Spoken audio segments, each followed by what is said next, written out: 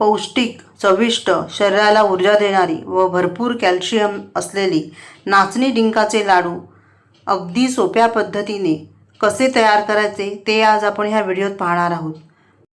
नाचणीतील calcium, डिंकाची ताकद, सुक्या मेव्याचे पोषण आणि तुपाचा स्वाद याकरता हे लाडू सर्वांसाठीच उत्तम पौष्टिक असे ठरतात. चला तर मग वेळ न दवडता आपण रेसिपीला सुरुवात करूया. प्रीतीसमय रेसिपीजमध्ये आपलं खूप खूप स्वागत आहे. इथे मी एक जाड बुडाचा पॅन घेतलेला आहे. यामध्येच आता मी 25 ग्रॅम बदाम, 25 ग्रॅम काजू आणि 15 ग्रॅम अक्रोड घेतलेले आहेत. आता हे आपण परतून घेणार आहोत मंद आचेवर. तर हे थोडेसे परतून झाले की यामध्येच भोपळ्याच्या बिया 15 ग्रॅम, सूर्यफुलाच्या बिया 10 ग्रॅम आणि मगज बी 10 ग्रॅम असे घातलेले आहेत. आणि हे देखील आपल्याला व्यवस्थित असं परतून घ्यायचं आहे. चांगले कुडकुडीत होईपर्यंत हे आपण सुकेच परतून घेणार आहोत. यामध्येच आता मी तीळ घातलेले आहेत. तीळ जे आहेत ते मी 15 ग्रॅम इथे घेतलेले आहेत आणि हे सगळं व्यवस्थित परतून घ्यायचं आहे. आता मी हे सुकंच परतून घेतलेलं आहे. तुम्हाला थोडंसं तूप घालून परतून घ्यायचं असेल तर ते तसंही करू शकता तुम्ही. हे एका प्लेटमध्ये आपण काढून घेऊया.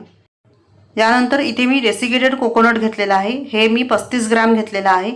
आता याला चांगला सोनेरी रंग येईपर्यंत आपण हे मस्त असं भाजून घेणार आहोत.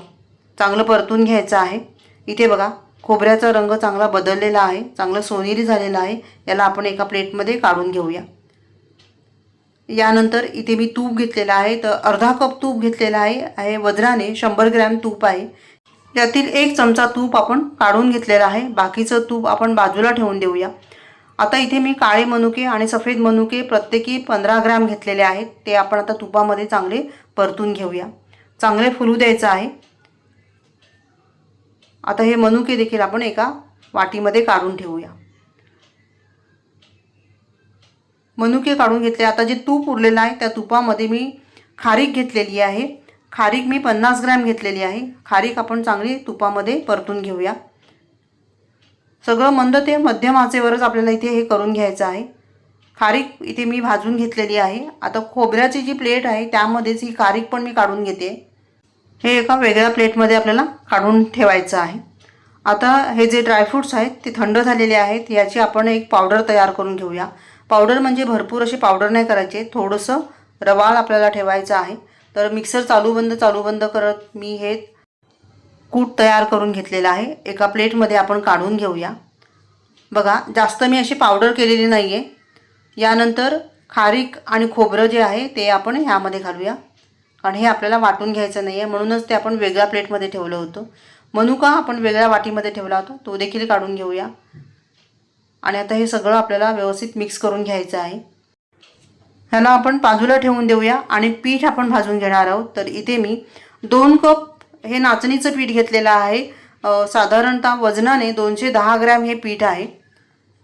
आता हे पीठ आपण तूप न घालता कोरडंच 5 ते 7 मिनटं भाजून घेणार आहोत. असं भाजल्यामुळे पीठ चांगलं भाजलं जातं आणि हातही आपला दुखत नाही.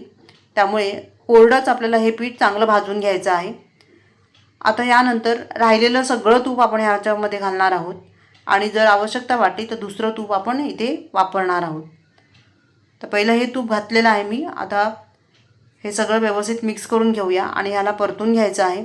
आता तूप आपल्याला कमी पडलेलं आहे त्यामुळे मी अर्धा कप म्हणजे अर्ध्या कपातला अर्धा कप पुन्हा घेतलेला आहे. म्हणजे 50 ग्रॅम तूप मी पुन्हा घेतलेलं आहे.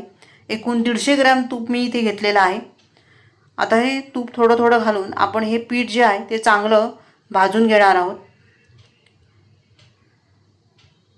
थोडंसं परतून झालं की पुन्हा आपण ह्यामध्ये तूप घालायचं आणि अशा पद्धतीने हे पीठ जे आहे ते चांगलं आपल्याला मस्त असं सुगंध पसरेपर्यंत चांगलं भाजून घ्यायचं आहे. तर इथे बघा तूप जे आहे ते आता सुटायला लागलेलं आहे आणि मस्त असं पीठ मी भाजून घेतलेलं आहे. आता या पिठामध्येच डिंकाची पावडर आपण घालणार आहोत. तर इथे मी डिंक जो आहे तो 25 ग्रॅम घेतलेला आहे. आता हे चांगलं परतून घ्यायचं. आता परतताना डिंक बघा मस्त असा ह्या पिठामध्येच फुलला जाईल, कारण हे पीठ गरम आहे. चांगलं ह्याला परतून घ्यायचं आहे मस्त. आणि डिंकाचे मोठे खडे असतील तर त्याला चांगलं असं दाबून घ्यायचं आणि प्रेस करून त्याला चांगलं बारीक करून घ्यायचं आहे. या पद्धतीने डिंक बघा किती मस्त असा फुललेला आहे. आता हे पीठ जे आहे ते छान असं आपलं परतून झालेलं आहे. डिंक चांगला फुलून झाला की त्यामध्ये आपल्याला गूळ घालायचा आहे. तर इथे मी 1 कप गूळ घेतलेला आहे आणि वजनाने हा 150 ग्रॅम गूळ आहे. आता हा गूळ देखील आपण ह्या पिठामध्ये चांगलं विरघळून घेऊया. सर्व हे प्रोसेस जी आहे ती मंद आचेवरच करा, म्हणजे खाली करपणार वगैरे नाही. त्यामुळे पॅन घेताना किंवा कढई घेताना ती जाड बुडाची घ्या. गूळ चांगला विरघळला की आपण प्लेटमध्ये जे ड्रायफ्रूट्सची पावडर ठेवली होती ती सगळी पावडर ह्यामध्ये घालायची आणि पुन्हा एकदा व्यवस्थित मिक्स करून घ्यायचं आहे. जर आवश्यकता वाटली तर तुम्ही ह्यामध्ये तुपाचा वापर करू शकता. हे सगळं मी मिक्स करून घेते. आता हे मिक्स करून घेतलेलं आहे मी आणि असं जर तुम्हाला हे कोरडं वाटत असेल तर एकदा मिक्सरला पुन्हा हे फिरवून घ्यायचं. यामुळे काय होतं की हे सगळं एकजीव होईल आणि ह्यामध्ये चांगलं मॉइश्चर तयार होऊन लाडू चांगला वळला जाईल. आता मी गरम असतानाच हे लाडू वळवायला घेते. हलकं हलकं गरम असतानाच लाडू वळवायला घ्या, म्हणजे शेवटपर्यंत लाडू चांगले वळले जातील. चांगलं दाब देऊन हे लाडू वळवून घ्यायचे आहेत. हे बघा या पद्धतीने. आता हे जास्त गरम आहे थोडंसं. तर इथे बघा मस्त हा लाडू तयार झालेला आहे. छान लाडू तयार होतात. फक्त थोडासा दाब आपल्याला द्यावा लागतो, कारण हे लाडू जे आहेत ते एकदम कुरकुरीत आहेत. एकदम असे लुसलुशीत किंवा मऊ मऊ नाही आहेत. त्यामुळे थोडासा भार देऊन आपल्याला हे लाडू तयार करून घ्यावे लागतात. चला तर मग मस्त असे कुरकुरीत लाडू मी तयार करून घेते. रेसिपी आवडली तर व्हिडिओला लाईक करा आणि चॅनलला सबस्क्राईब करायला मात्र विसरू नका. व्हिडिओ पाहिल्याबद्दल तुम्हा सर्वांचे खूप खूप आभारी आहे. पुन्हा भेटूया अशाच एका छान नवीन रेसिपीसह. तोपर्यंत धन्यवाद. Bye bye.